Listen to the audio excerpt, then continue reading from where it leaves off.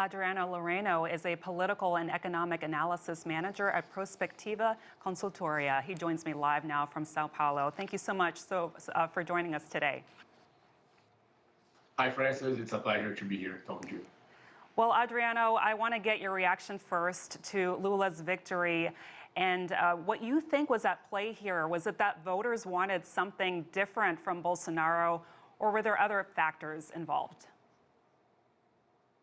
Yeah, I think there is a huge part of it that is a rejection for the Bolsonaro administration.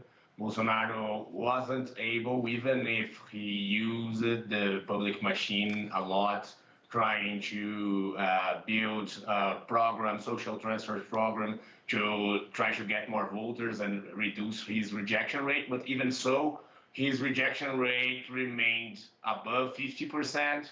And Lula is rejected also by a big part of society, but a smaller part, something like 40 to 45%.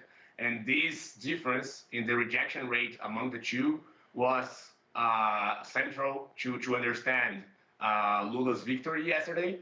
But we always need to remind that Lula is also a big political figure here in Brazil, a big political leader. Maybe he is the only one that would be able to beat Bolsonaro, as he did for the first time something that is beat a current president. All the other times that a president tried to run for re-election, he was elected here in Brazil, and this is the first time that doesn't happen. Because and I think that didn't happen because Lula is this figure that has some loyalty from at least a third of this Brazilian society, a third of the voters, and then that with the rejection that Bolsonaro has built this scenario, I guess. You broke down those numbers for us on the vote. We saw how slim this victory was for Lula, and it just shows how divisive Brazil is. Bolsonaro hasn't even conceded at this point. So does this show that Lula's presidency will be a difficult one moving forward? Yeah, I think there are some structural factors that help Lula to build an administration that's stable.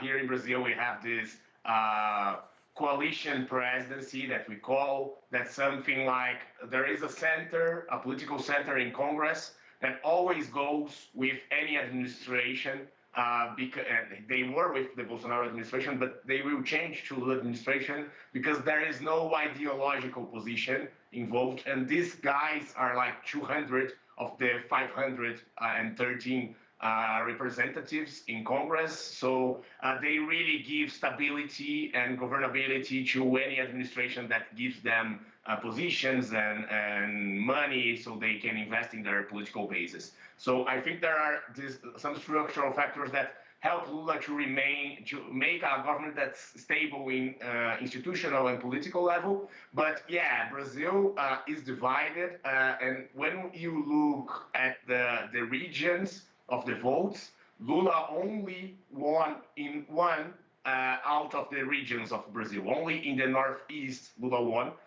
And his difference in votes for Bolsonaro was centered in 4 states out of the 27 states that Brazil has.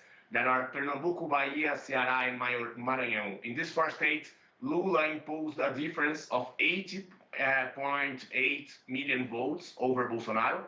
And Bolsonaro won in all the other regions of the country, but with differences that were smaller. For example, in São Paulo, that was the biggest difference that Bolsonaro had, was only 2.6 million votes. So Lula built a strong difference in the Northeast. Bolsonaro couldn't take it out from the other parts of the country, but even so, when you think about that, you need to remind that Lula will be the president of a big part of Brazil that didn't vote for him as the main candidate.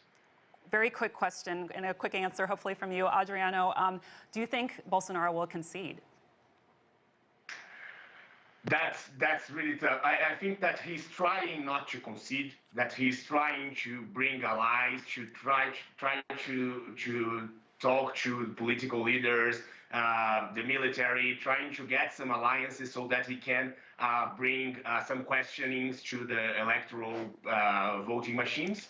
But I think that he is not being able to build those alliances to get those guys by his side, and that's why he didn't concede. But he didn't say anything for now because he doesn't have the strength for that. So I think he will be obliged to concede at some point because of this lack of alliances that he has now.